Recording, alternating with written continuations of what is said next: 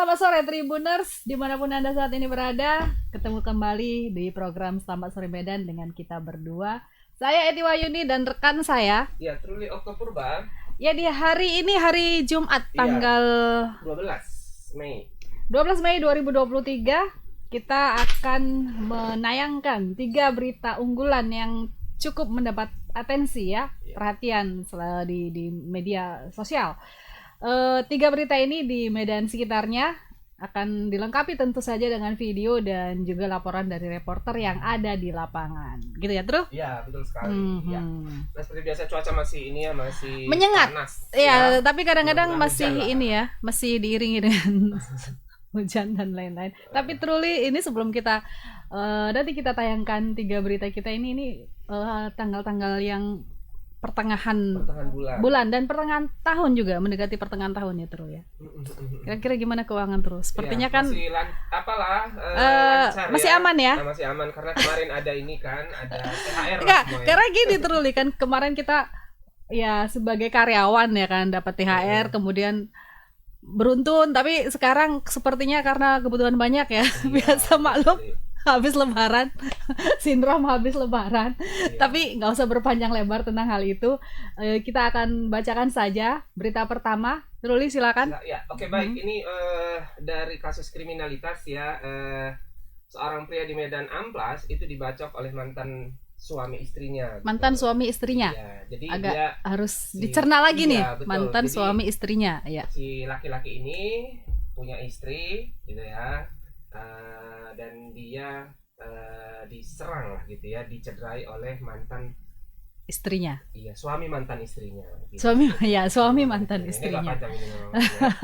Jadi si pria ini bernama M. Fadil ini menjadi korban pembacokan Suwarman di Gang Cendrawasih di Kelurahan Harjasari, Kecamatan Medan Amplas pada hari Kamis tanggal 11 bulan Mei malam sekitar pukul 10. Tadi malam berarti ya? Iya.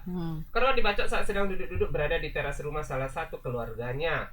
Nah, setelah dibacok, korban itu masih sempat menyelamatkan diri ke dalam rumah, tapi ternyata pelaku itu mengejar dan membacoknya hingga terkapar di dalam rumah.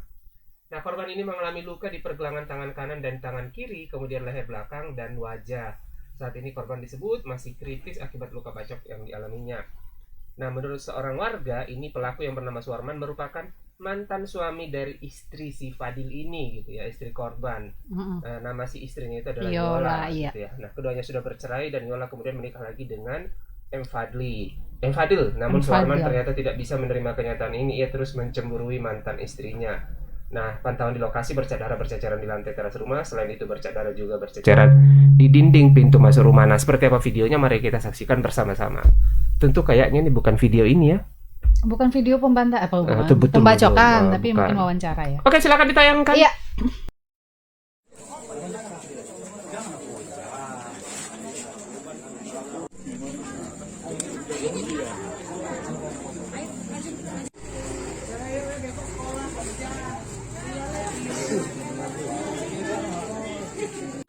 Udah pasrah aja kau. Pasrah kau, weh. Mati kau, mati. Awas.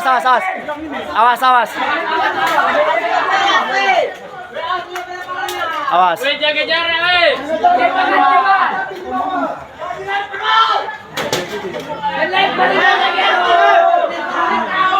Tembak, Pak, tembak. Kita mendengar informasi.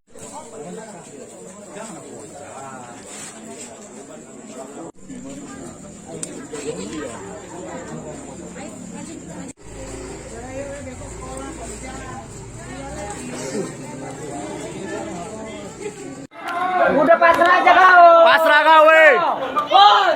Mati kau, mati.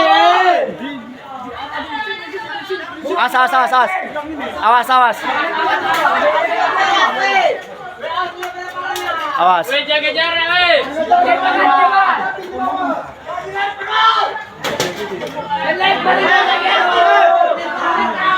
Tembak, Pak, tembak. Kita mendengar informasi dari masyarakat tentang adanya pembacokan terhadap seorang laki-laki. Ya. Jadi setelah mendengar informasi dari masyarakat tersebut, jadi kita langsung menginformasikan kepada seluruh tim opsional kita yang ada di di lapangan di Polsek Reskrim Polsek Patumba. Selanjutnya kita sama-sama meluncur ke lokasi dan kita lakukan pengejaran terhadap pelaku yang berusaha kabur melalui atap-atap rumah orang bersama dibantu masyarakat juga, sehingga masyarakat banyak juga berkumpul. Dan selanjutnya kita bersama dengan aparat desa juga terkait juga membantu dalam hal ini. Sama-sama kita coba untuk merayu si korban untuk agar membuang senjata atau parang yang dia gunakan, karena mengingat masyarakat sudah banyak, kita takut terjadi hal-hal yang tidak diinginkan lagi terhadap pelaku.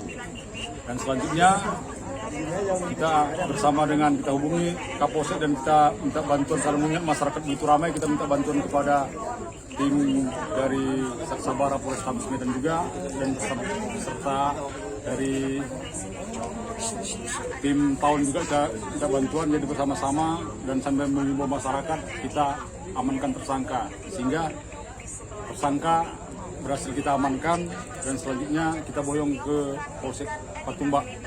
Bang, untuk kondisi korban gimana, Bang? Jadi saat sekarang ini pertama yang kita apakan, pertama sebagian tim juga langsung mengimbau kepada Pak Keping dengan dibantu masyarakat juga, kita bawa langsung ke rumah sakit Medika untuk mendapat perobatan. Bang, korban kondisinya luka di bagian mana? Jadi berdasarkan kondisi luka korban kita tengok lihat di bagian tangan sebelah kiri. Bang, sejauh ini motifnya apa kalau diketahui, Bang? Kenapa? Jadi motif sampai saat sekarang ini kita masih melakukan penyelidikan. Oke, itu tadi laporan bukan ini ya, bukan peristiwa pembacokannya ya. Iya, tentu saja itu mungkin agak susah untuk Iya, untuk lagi agak serem lah ya. didokumentasikan. Tapi tadi wawancara ya dengan suasana keriuhan tadi ya, Betul ada sekali. sedikit keriuhan. Iya.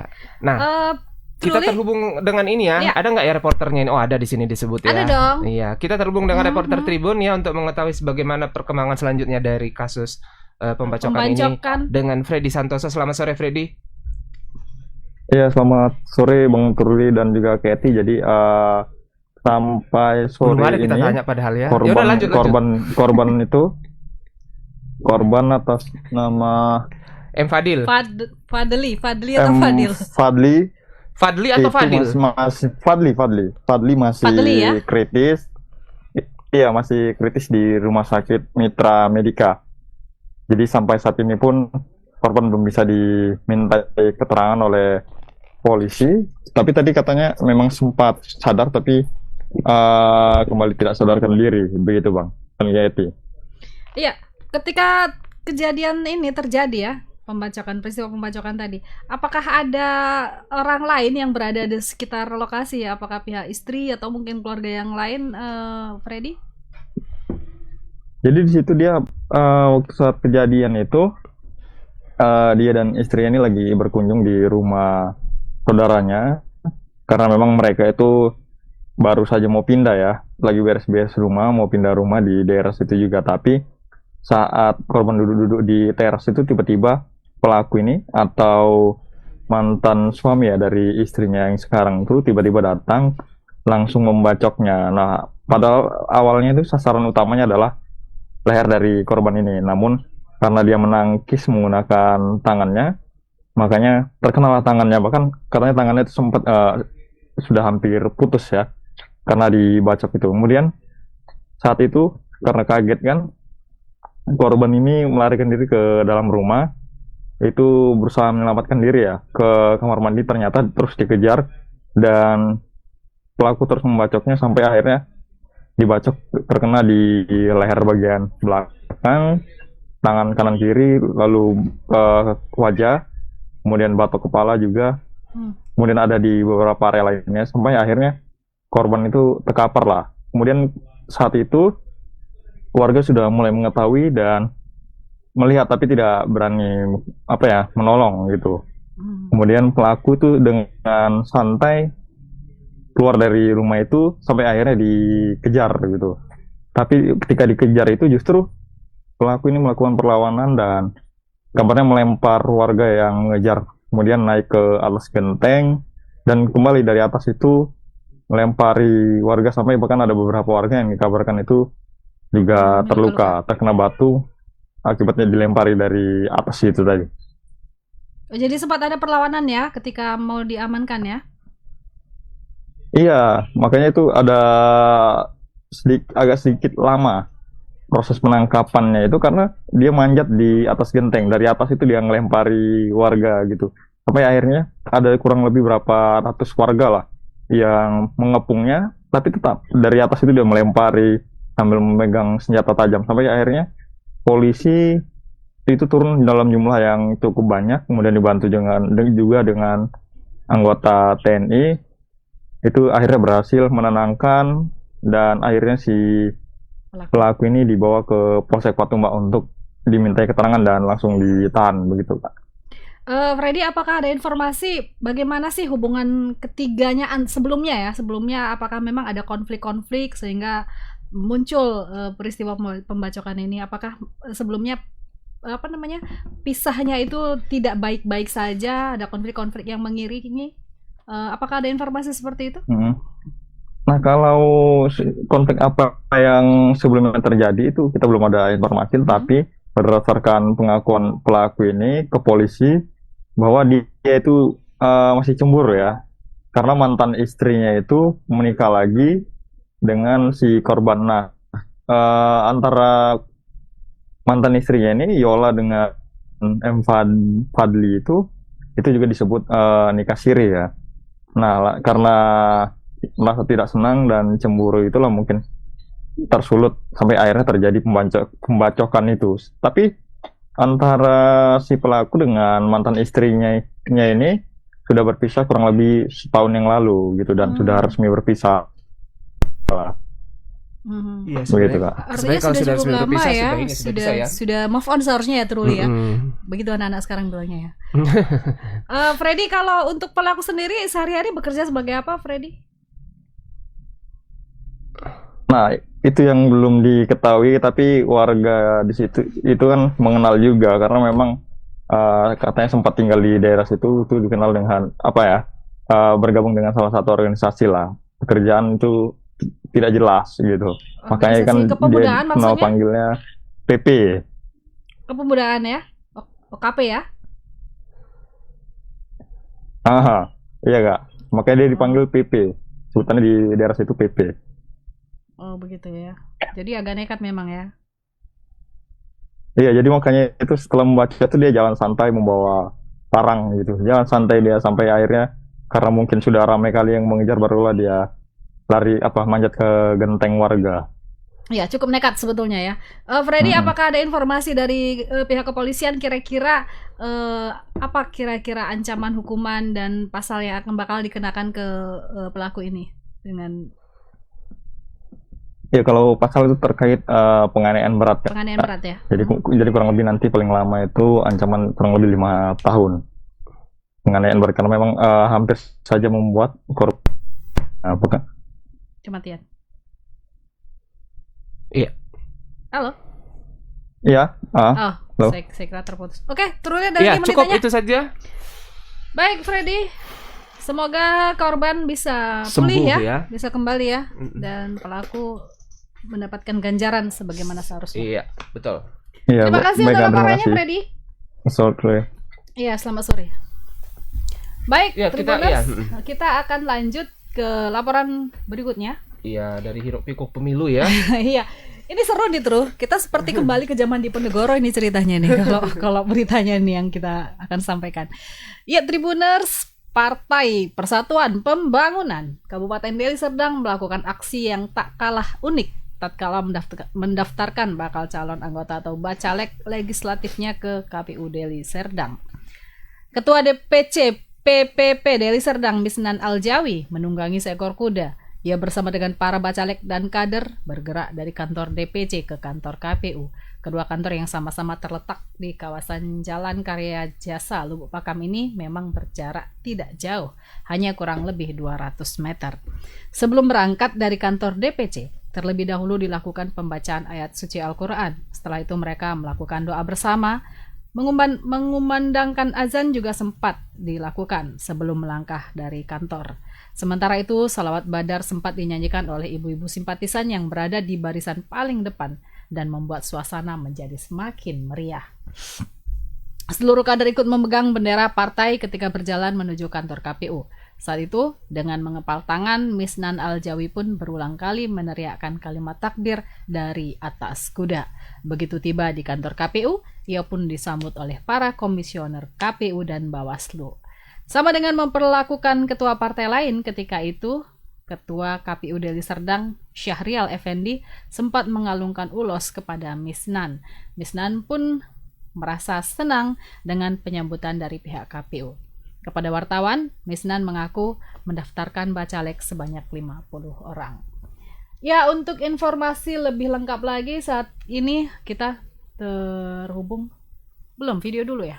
Iya, video dulu.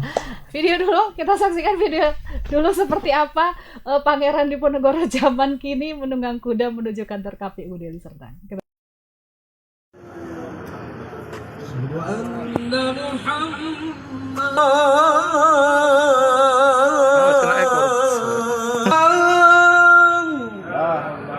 حي على الصلاة Takbir! Allahu Akbar! Takbir! Takbir! Allahu Akbar!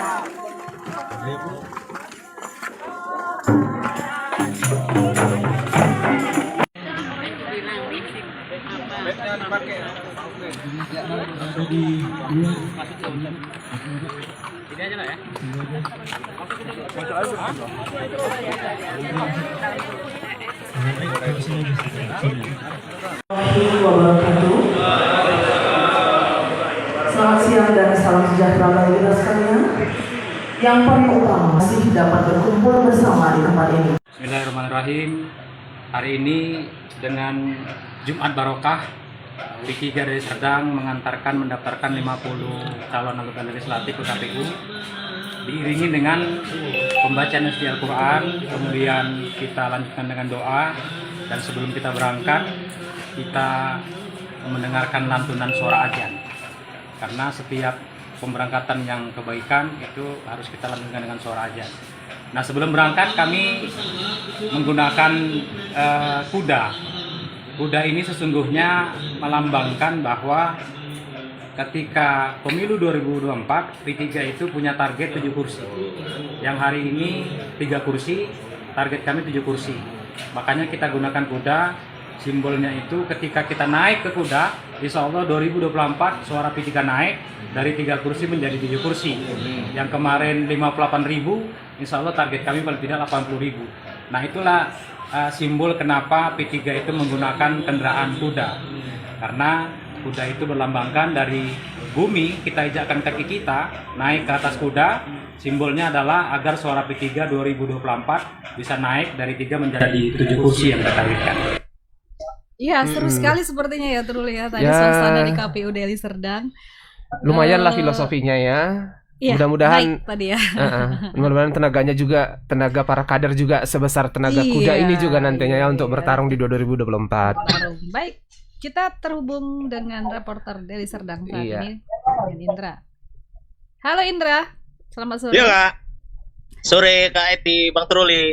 Ya, gimana Indra? Kayaknya seru tadi ya di kantor KPU Deli Serdang ya, lain dari yang lain ya.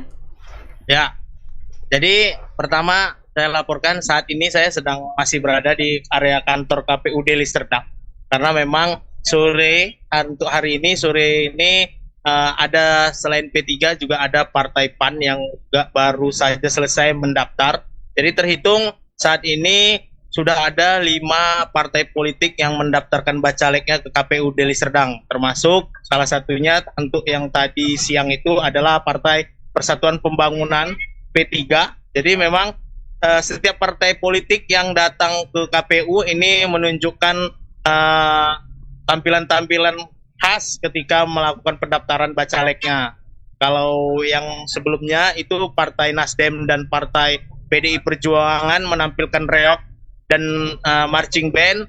Ini khusus untuk Partai P3. Ini tadi ketuanya menunggangi kuda dari area kantor KPU. Maksud saya dari area kantor DPC P3 sampai menuju kantor KPU. Jadi seperti yang disebutkan oleh Misnan, filosofinya adalah ketika mereka menunggangi kuda, menaiki kuda ini, maka untuk 2024 nanti suara mereka juga bisa berdampak dan naik dari 3 kursi yang saat ini mereka dapat menjadi 7 kursi dengan target mendapat jatah pimpinan DPRD gitu.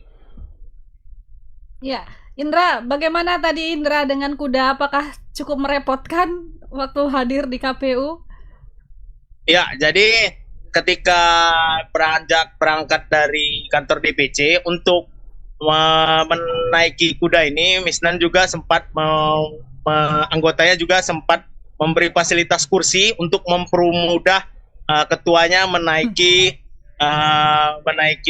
kuda ini. Jadi dari situ memang terasa sedikit merepotkan, walaupun hal ini disenangi oleh Misnan karena memang mereka tampil mendaftar dengan momen yang berbeda dari partai lainnya, seperti itu Kak. Jadi kuda ini juga sempat berhenti sampai di depan ruang aula kantor KPU, tempat di mana pendaftaran atau penerimaan berkas bacalek dilakukan oleh pihak KPU.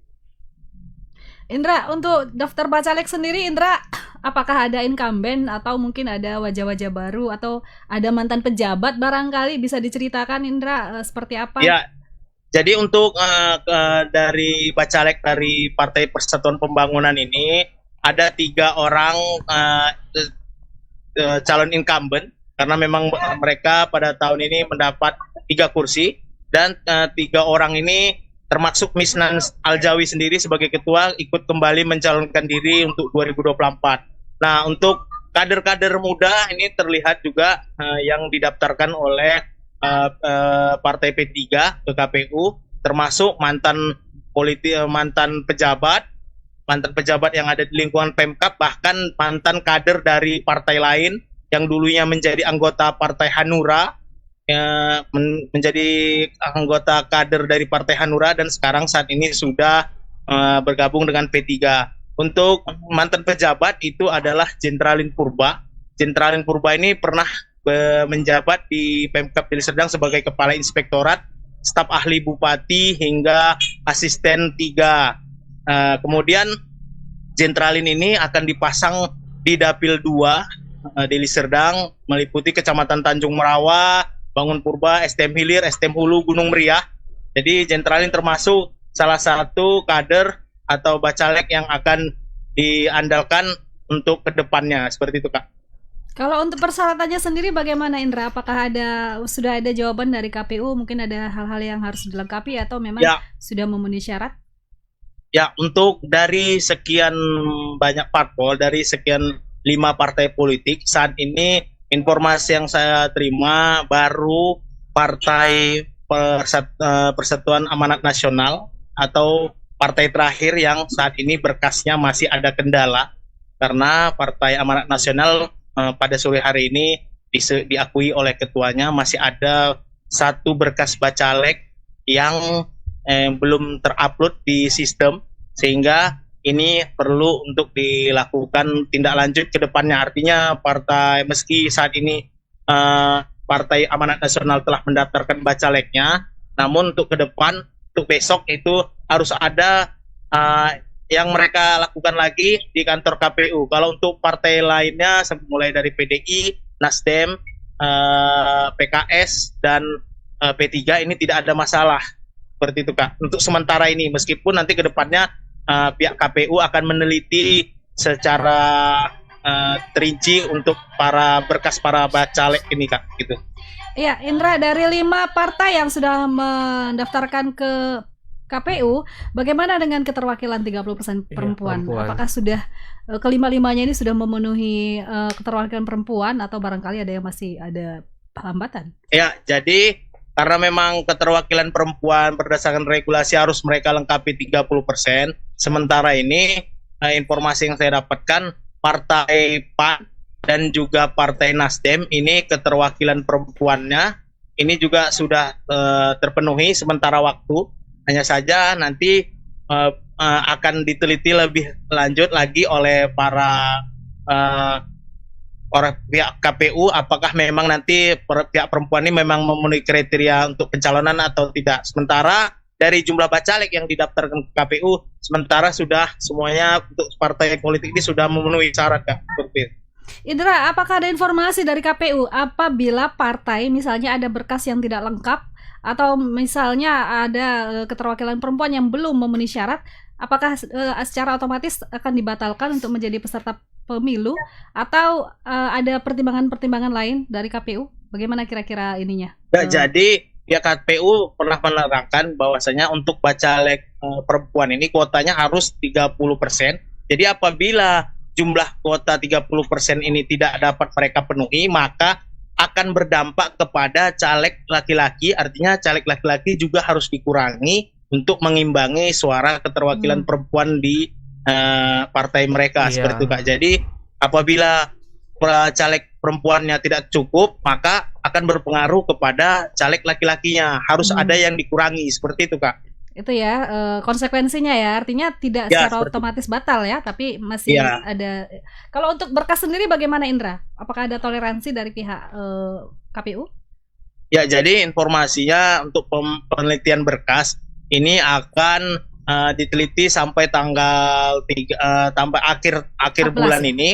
Baru kemudian nanti pihak-pihak partai ini akan mengumumkan atau diumumkan oleh KPU siapa yang memang perlu lagi untuk melengkapi berkas secara pribadi gitu Kak. Nanti setelah diteliti baru pihak KPU akan mengirimkan pernyataan kepada masing-masing partai untuk atas nama yang bersangkutan itu untuk dipenuhi persyaratannya, seperti itu.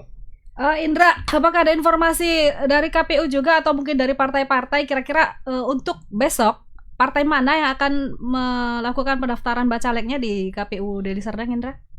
Ya, jadi untuk esok hari itu rencananya Partai Gerindra, Partai Golkar, Partai Umat ini akan, termasuk juga Partai Demokrat akan berencana datang ke KPU dengan waktu yang berbeda-beda. Jadi sejauh ini untuk yang pertama informasi yang kita dapatkan adalah Partai Golkar akan menjadi partai pertama untuk besok hari yang akan mendaftar ke KPU. Seperti itu. Cukup sibuk berarti agenda KPU ya ini ya, karena kemarin beberapa hari sebelumnya tidak, masih kosong ya, Iya, belum ada pendaftar. semua di hari-hari terakhir. Semua jelang-jelang akhir ini ya, direpotkan KPU ya. Baik Indra, kita tunggu kabar selanjutnya dari kompleks KPU Deli Serdang ya. Siap. Terima kasih untuk laporannya Indra. Selamat bertugas kembali. Kak. Iya. Baik, itu tadi laporan dari ini pendaftaran bakal calon legislatif di KPUD Deli Serdang. Kita berharap semoga partai-partai lain juga dapat mendaftarkan waktu sebelum deadline berakhir ya. Jadi kalau ada syarat yang belum Terpenuhi, berkas-berkas yang belum terpenuhi masih ada dikejar. waktu ya untuk dilengkapi. Ya baik. Kita lanjut ke berita ketiga, yaitu kabar duka dari pemuda Pancasila Belawan, yaitu seorang anggotanya tewas tertimpa bangunan saat Satpol PP Kota Medan menggusur kantor ranting pemuda Pancasila di Jalan Bliton Barat, Kelurahan Belawan 2, Kecamatan Medan Belawan, Kota Medan pada hari Kamis sore kemarin. Korban tewas tersebut bernama Dedi yang merupakan kader pemuda Pancasila PAC Belawan. Nah, Ketua PAC Pemuda Belawan, Hendra, menceritakan kejadian itu dimulai ketika anggota Pemuda Pancasila hendak mempertahankan kantor ranting mereka dari penggusuran Pemko Medan, karena mereka menganggap bahwa Pemko Medan tidak adil dalam keputusan penggusuran tersebut. Dikatakannya saat itu pihaknya meminta solusi dari Kepala Operasional Satpol PP Kota Medan yang berada di lokasi, namun saat itu pun tidak mendapat solusi dari Satpol PP. Hingga akhirnya Satpol PP Medan berhasil menggusur kantor ranting Pemuda Medan menggunakan martil. Nah, Hendra sangat kecewa saat penggusuran tersebut anggota Satpol PP Kota Medan tidak melakukan sterilisasi bangunan dari masyarakat, sehingga dua kader pemuda Pancasila yang tengah berada di dalam kantor yang sedang menyelamatkan barang-barang di dalamnya pun tertimpa reruntuhan bangunan. Nah, Hendra berharap Wali Kota Medan meminta dan diharapkan Wali Kota Medan agar menindak Kasatpol PP Kota Medan dan jajarannya agar dipecat. Nah, karena sudah bertindak dengan lalai hingga menyebabkan jatuhnya korban. Nah, seperti apa videonya? Mari kita lihat bersama-sama. Batu Pak, batu. Apa itu?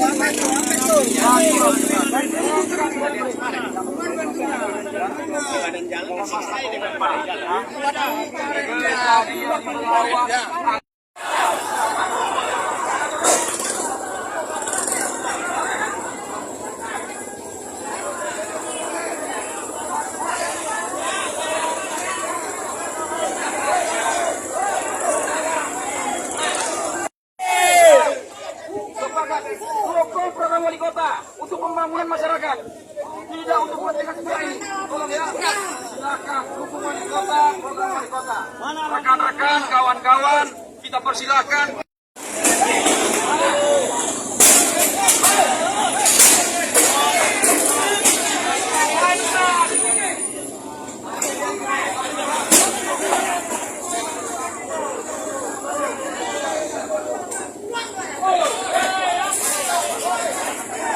Dan hari ini penertiban ini kami melihat ini kacamata kami Pak, hanya tapi udah Pancasila di bawah dan katanya di atas bangunan di atas drenase.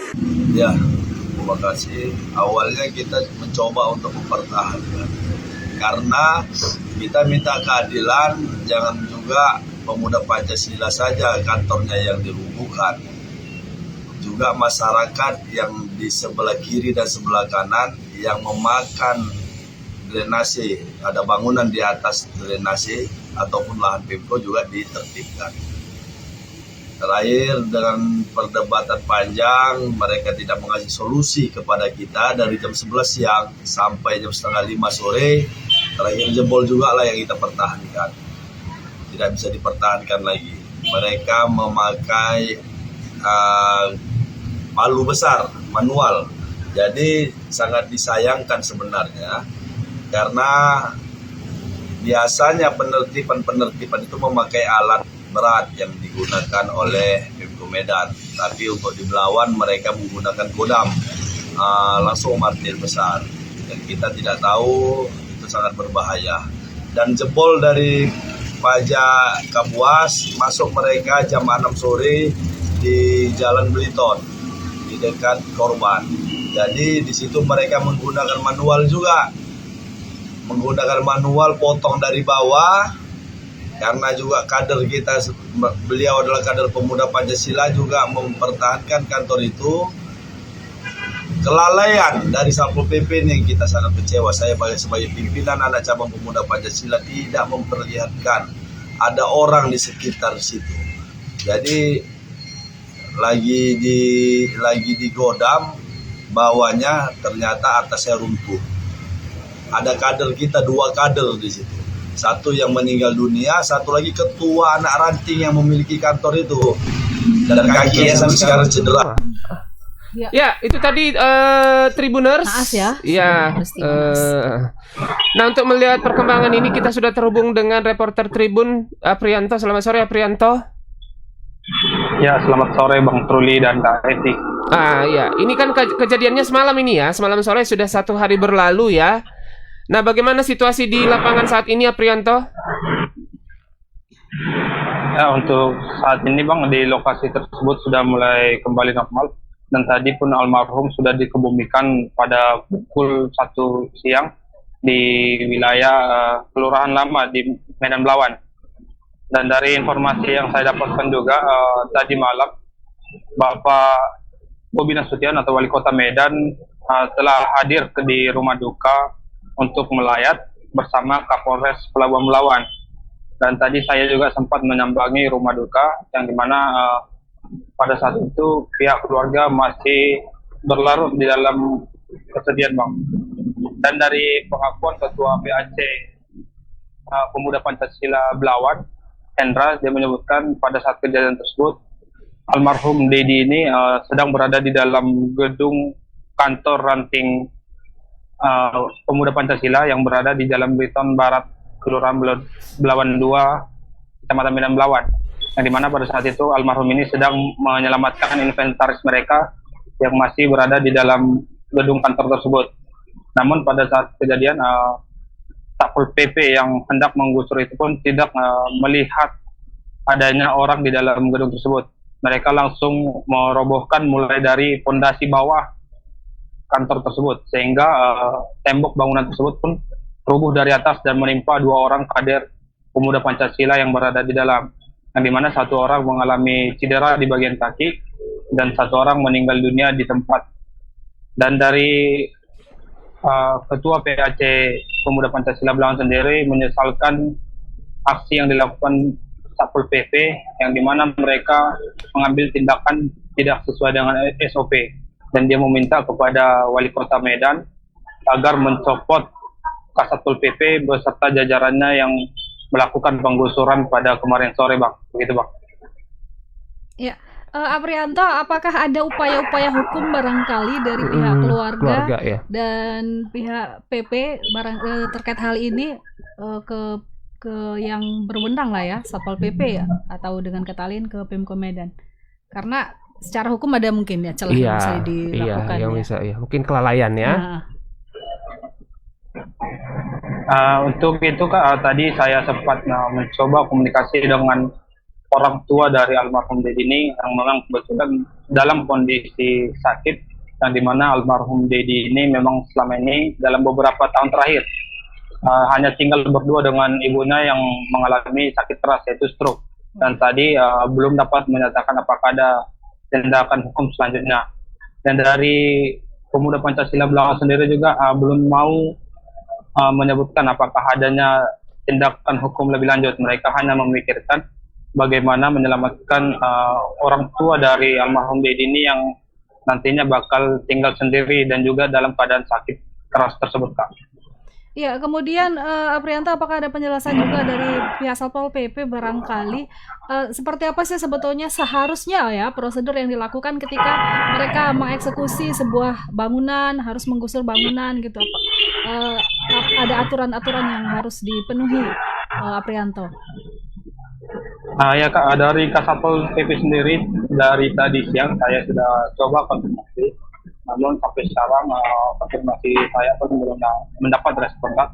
Namun dari pengakuan Ketua PAC Pemuda Pancasila Lawan, dia menyebutkan tidak setuju dengan ungkapan yang disebutkan Wali Kota Medan Bobi Nasution pada malam hari tadi malam, yang dimana menyebutkan yang tindakan yang dilakukan Satpol PP tersebut sesuai dengan yang aturan, dan di mana pada penggusuran tersebut tidak diturunkan alat berat akibat sebelum dilakukan penggusuran tersebut pihak Pemko Medan mendapatkan informasi akan adanya ancaman terhadap pemilik alat berat yang akan diturunkan ke lokasi tersebut.